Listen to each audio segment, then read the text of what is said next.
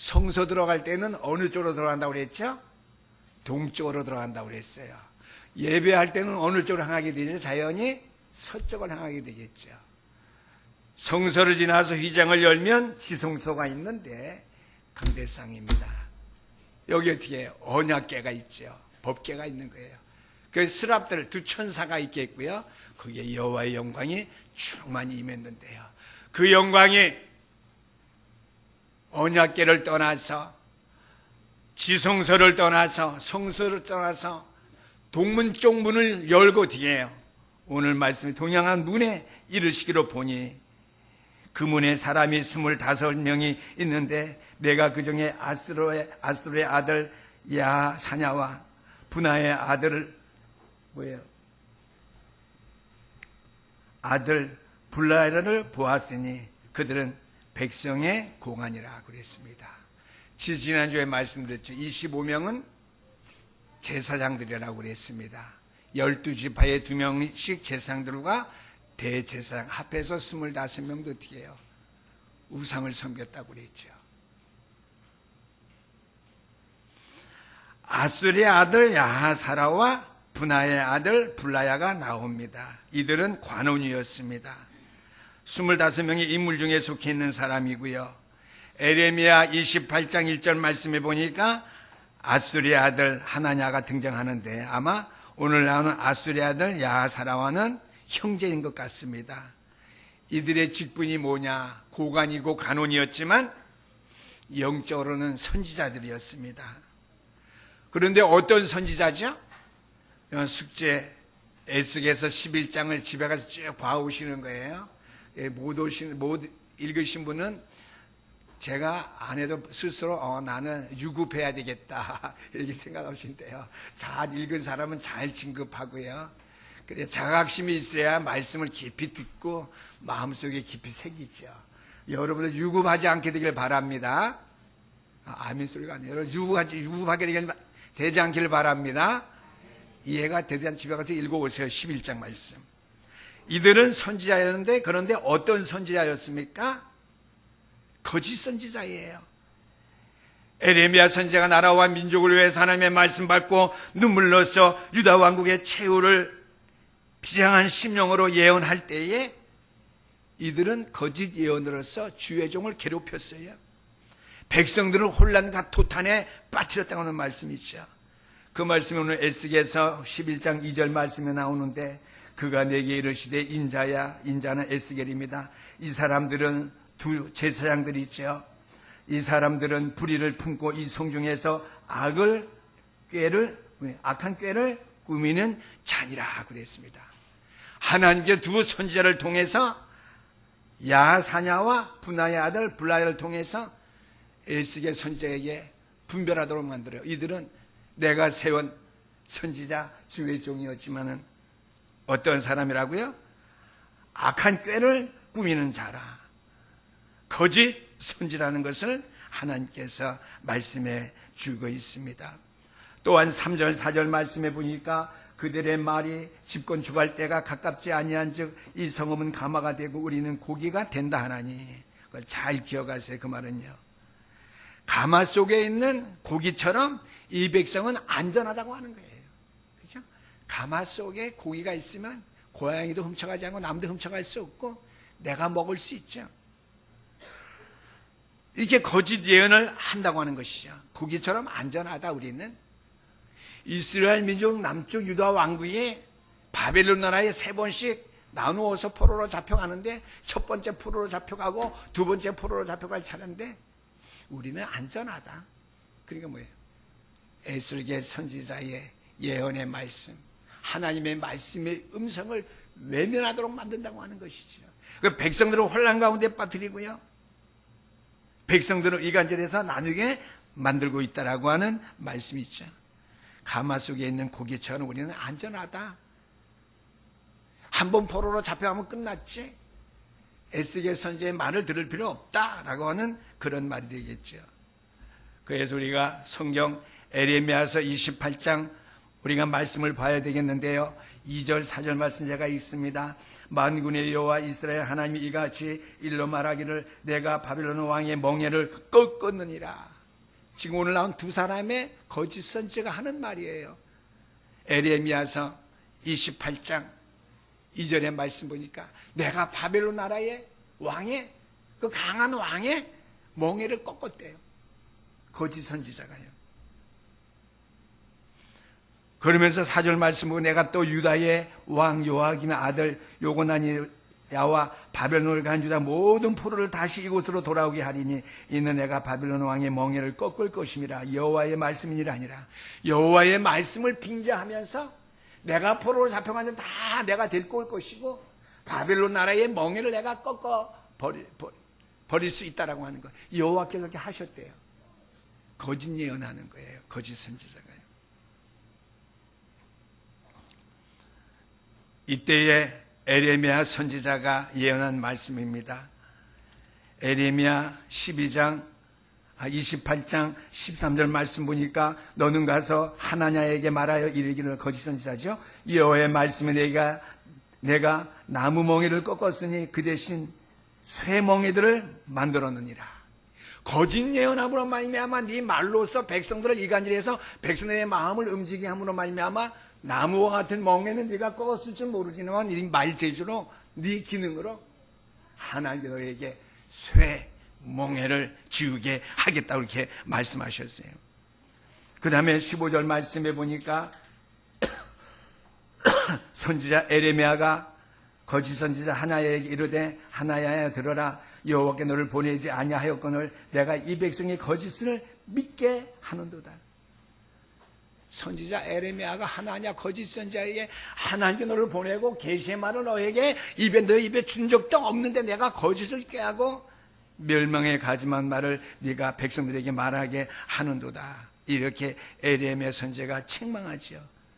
그러면서 에레미야 선지자가 무서운 예언을 합니다. 하나님께로 받은 바 예언의 말씀을 하는데 16절 말씀을 내가 금년에 죽으리라 하였느니라. 거짓 선지자의 하나님의 말씀을 대적하고 주의 정에 선포하는 말씀에 대적하는 거짓 선지자들에게 하나님께서 내년 이맘때에 내가 죽으리라. 에레미야 28장에 있는 말씀이에요. 거짓 선지자 야사냐와 블라야는 두 가지 특성을 가진 선지자로서의 삶을 산 것을 우리가 볼 수 있는데요. 첫 번째는요, 그들은 참된 선지자를 통해서 증거된 하나님의 말씀을 오히려 경멸시했다고 하는 거예요. 에스겔 선지자가 전하는 하나님의 살아있는 말씀의 예언의 계시를 아주 우습게 보고 멸시한 거죠. 경멸이 아주 경멸이 업션이라고 그러잖아요. 경멸. 그러므로 말씀과 반대되어 있는 주장을 백성들의 마음속에 심었던 거예요. 불신앙이죠. 하나님을 대적하는 생각들이죠. 선지자치고는 보통 삶에게도 악할 때인데 주의 종이 거짓 선지자라서 사단에게 속아지게 종로도 하니까 하나님께서 그의 영혼을 취할 수밖에 없었죠. 두 번째, 그들은 하나님의 백성이면서도 선지자지만 이스라엘 백성임에도 불구하고 이방인들의 타락한 삶을 모방하고 그들은 살았다라고 하는 말씀이죠. 오늘 본문 12절 말씀 보니까 너희는 내가 여호와인 줄 알리라. 너희가 내 율례를 행하지 아니하며 규례를 지키지 아니하고 너의 사방에 있는 이방인의 규례로 행하였느니라 하였느니라. 하나님의 말씀의 규례, 말씀의 법도를 따르지 아니하고 이스라엘 민족으로 살면서도 주변에 있는 모든 이방 나라들의 우상과 그들의 모든 법도 규례를 따라서 살기를 좋아했다고 하는 것이죠. 그들의 삶의 잘못된 모습은요, 이방인의 규례대로 세상 풍습대로 살았다고 하는 사실에서 알 수 있습니다. 우리가 이스라엘 민족이 사방 나라에게 우겨싸움을 당한 거 잘 알죠?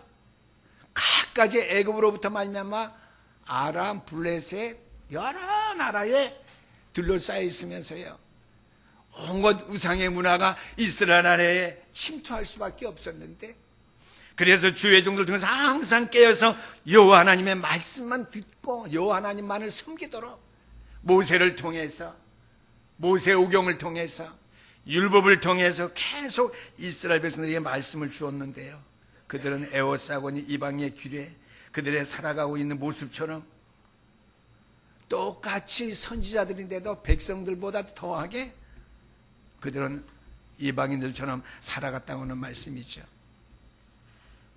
신약 말씀 로마서 12장 2절 말씀입니다. 너희는 그랬습니다.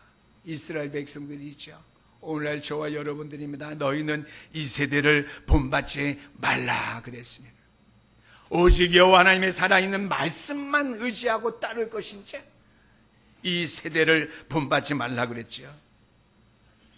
저와 여러분은 이 세상에서 소금과 빛으로 살아가되 이 세상에 동화되지 아니하고 세상을 변화시키도록 부름받은 하나님의 사람입니다. 아멘. 언약의 백성이에요. 세대를 책임져야 될 지역의 영적인 사령관이에요. 깨어 기도하면서요, 하나님께서 우리를 위해서 도우시도록 늘 하나님 앞에 부르짖며 살아가야 될, 빛과 소금의 역할을 감당해야 될 믿음의 사람들이라는 말씀이죠. 그런데 에스겔서 오늘 11장 13절 말씀입니다. 이에 내가 예언할 때에, 에스겔 선지자죠, 분하의 아들 블라다가 죽기로 내가 엎드려 큰 소리를 부르짖어 이르되 오호라 주 여호와여 이스라엘의 남은 자를 다 멸절하고자 하시나이까 하니라 그랬습니다. 거짓 선지자가 남은 자예요? 남은 자가 아니죠.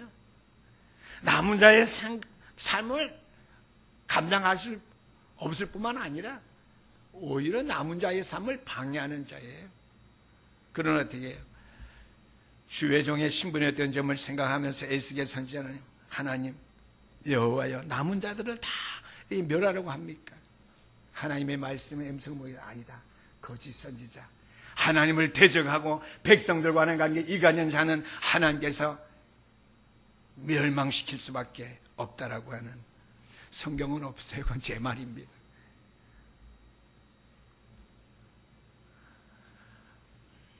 아직 유다 왕국의 멸망이 오지 않았는데 하나님께서 그것을 어떠한 징조로 보여주듯이 분하의 아들 선지자, 거짓 선지자 블라다를 하나님께서 데려가셨다고 하는 것이, 치셨다고 하는 말씀이죠. 그러나 주의 말씀에 반역하고 불순종하는 사람의 최후가 어떻게 될 것인가 예시해주고 있는 거, 하나의 예증으로 보여주는 것이죠.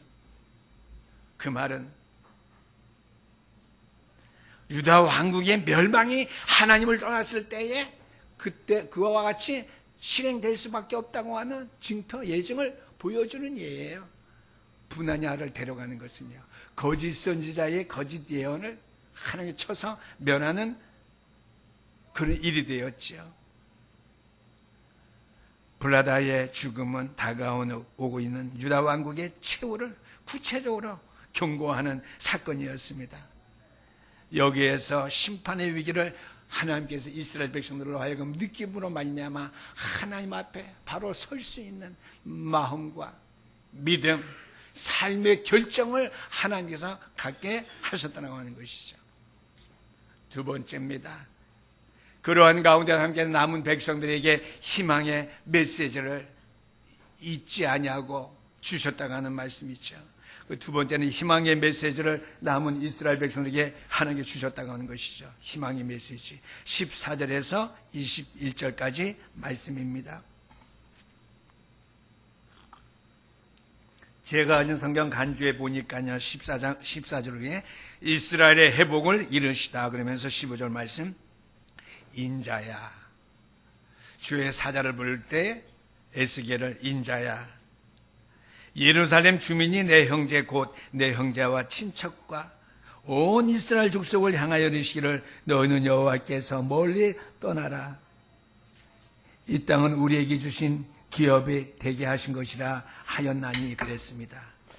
무슨 말씀이 잘 이해가 안 될 줄 아는데요, 이것은요 이스라엘의 포로로 안 잡혀가고 남아있는 남쪽 유다 왕국의 사람들이 하는 말이에요. 예루살렘의 성읍에 아직도 남아있는 사람들이 똑같이 거짓 선지의 말을 듣고 우상 숭배하며 범죄 가운데 살아가고 있음에도 불구하고 이 사람들, 남아있는 사람들이요, 이미 포로가 되어서 바벨론 나라 땅에 흩어져 있는 그러한 자기 백성들을 비웃는 이야기입니다. 너희들은 멀리 멀리 떠나라. 바빌론의 포로로 잡혀가서 흩어져 살고 있지 않느냐. 멀리 멀리 가서 정착하고 살아라. 이 땅은 우리에게 주어 기업이 되게 하신 것이라. 하나님께서 남아있는 이 땅의 백성들에게는 이 축복받은 민족, 이 땅의 기업이 될 수 있도록 우리에게 주신 것이다. 바벨론 나라 땅에 흩어져 있는 자기 백성들을 비웃는 이야기죠. 우리 신앙의 다른 면목으로 우리가 볼 수 있는데요, 어떤 사람 동일하게 신앙생활하면서 고난당한 사람 볼 때에 저 사람은 하나님의 죄를 특별히 많이 지어서 고난당한 걸 생각하고 있어요. 그렇지 않아요. 그 사람이 하나님 앞에 부족해서 하나님 앞에 회개하고 돌아오도록 주신 이유도 있지만 그것을 통해서 평안하게 있는 상대방도 어떻게 해요? 내가 하나님의 말씀을 온전히 따르지 않을 때 저 사람과 같이 나도 어려움을 당할 수 있다라고 하는 경고학심을 우리가 부여받아야 돼요.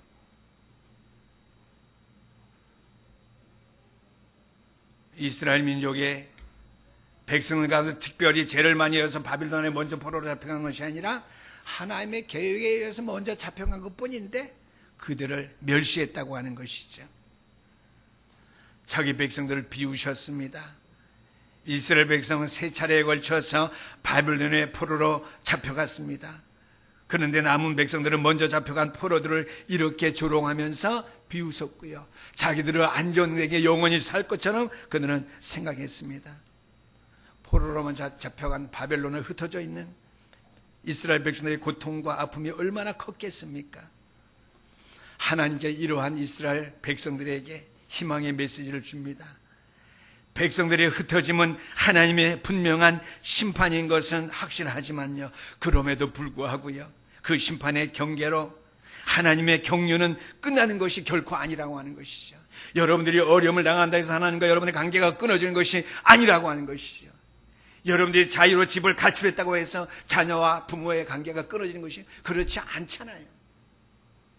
하나님과의 이스라엘 백성들의 관계 경륜이 끊어질 수 없다고 하는 희망의 메시지입니다.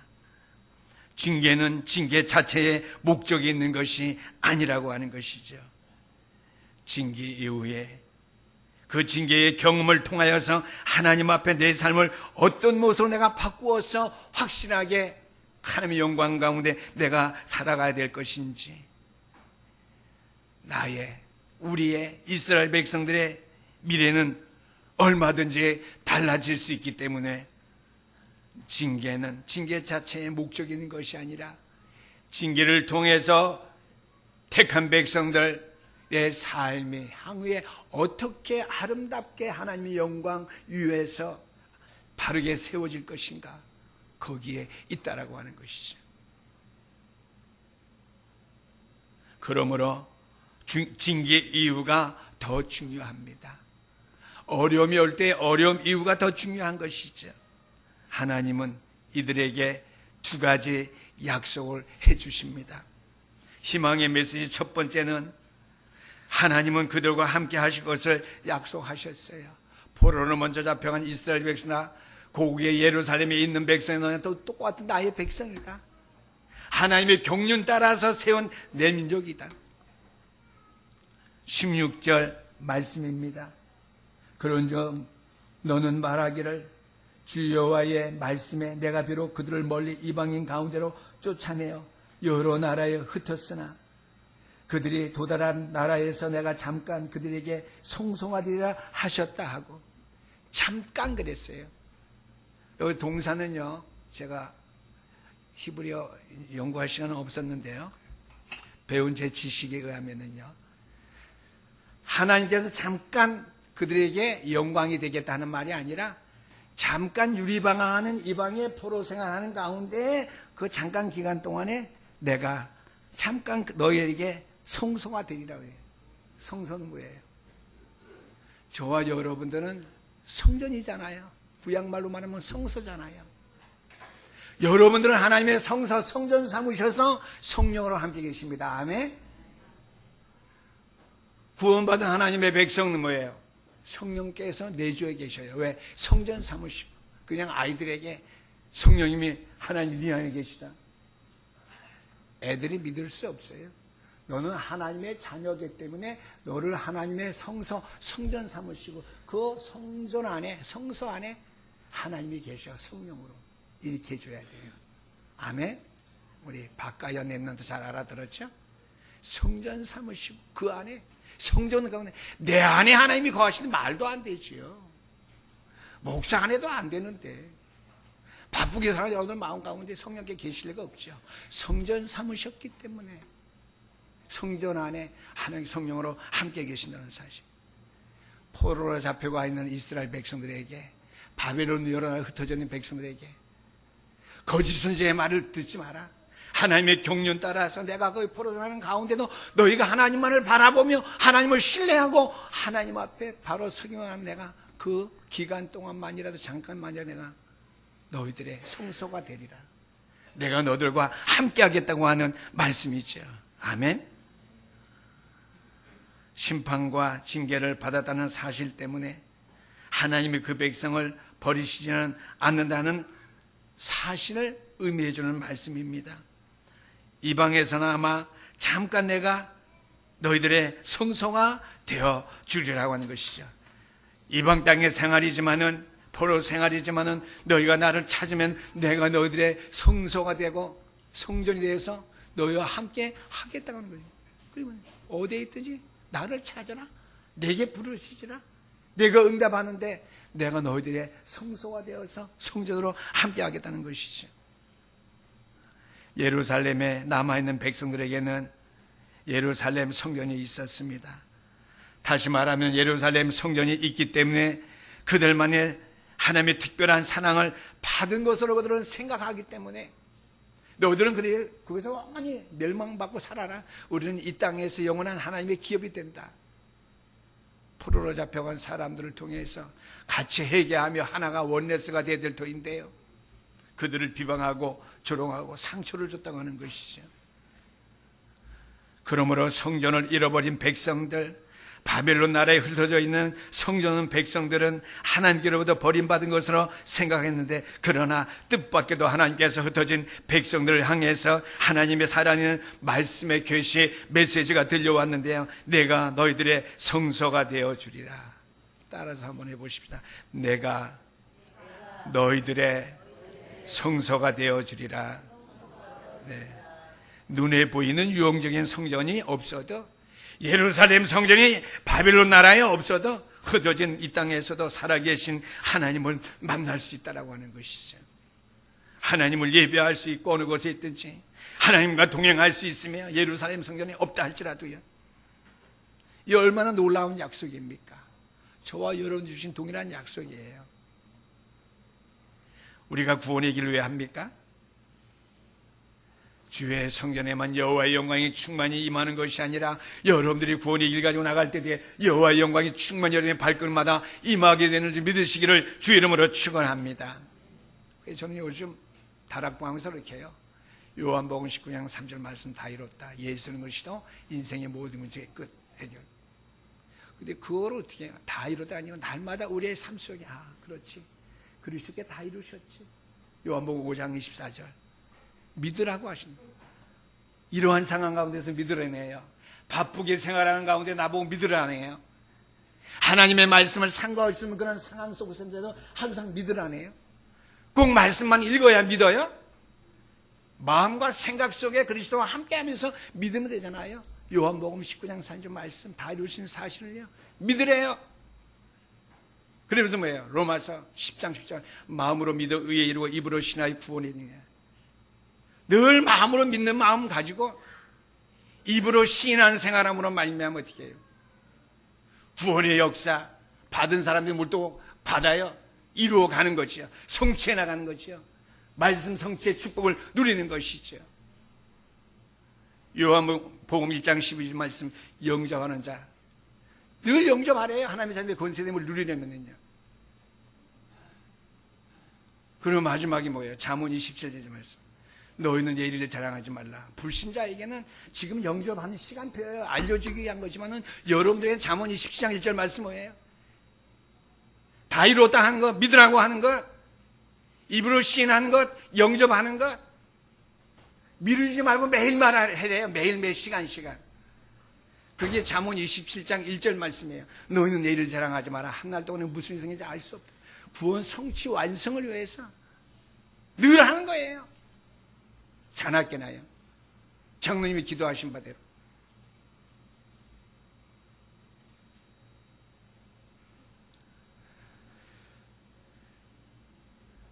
이것을 유용적인 성전이 없어도 흩어진 이 땅에 살아계신 하나님을 만날 수 있으며 하나님을 예배할 수 있고 하나님과 동행할 수 있다는 것, 이 얼마나 놀라운 약속입니까? 이것을 우리의 삶 속에 적용해 보세요. 그래서 지금 요한복음 19장 30절부터 요한복음 5장 24절, 로마서 10장 10절, 요한복음 1장 12절, 잠언 27장 1절, 이 5개 6개 성경을 제가 말씀드린 거예요. 이것도 우리의 삶 속에 적용해 보십시오.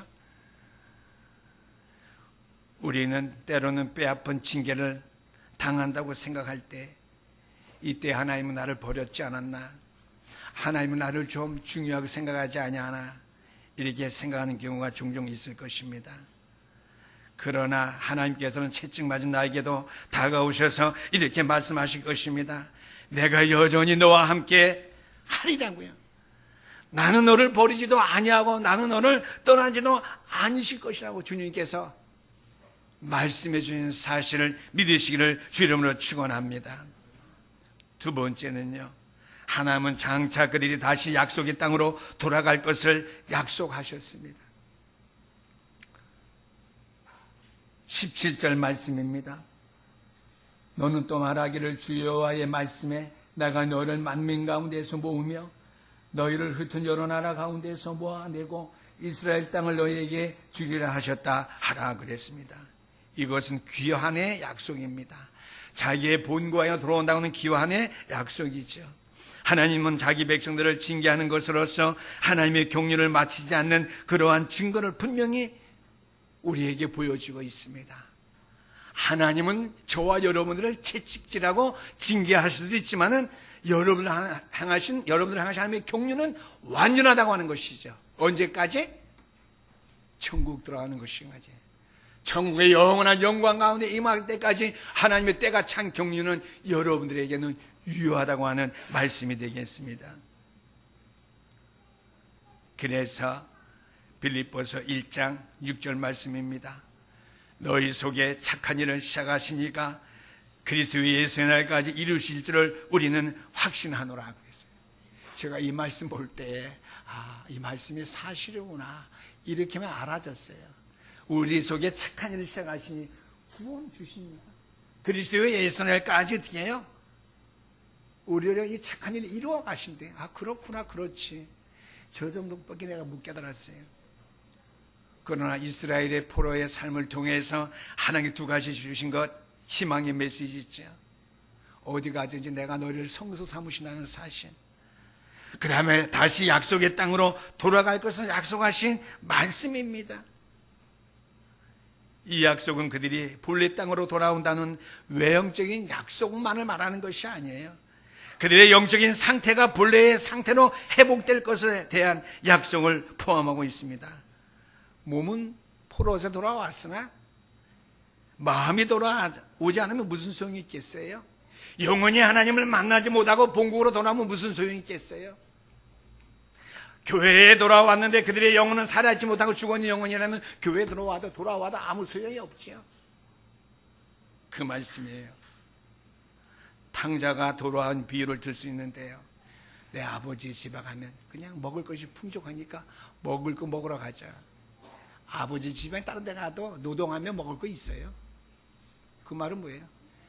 아버지 집에만 내가 아들로 내가 받아주면 있으면 먹는 것은 당연한 거다. 애들 말로 당근이다.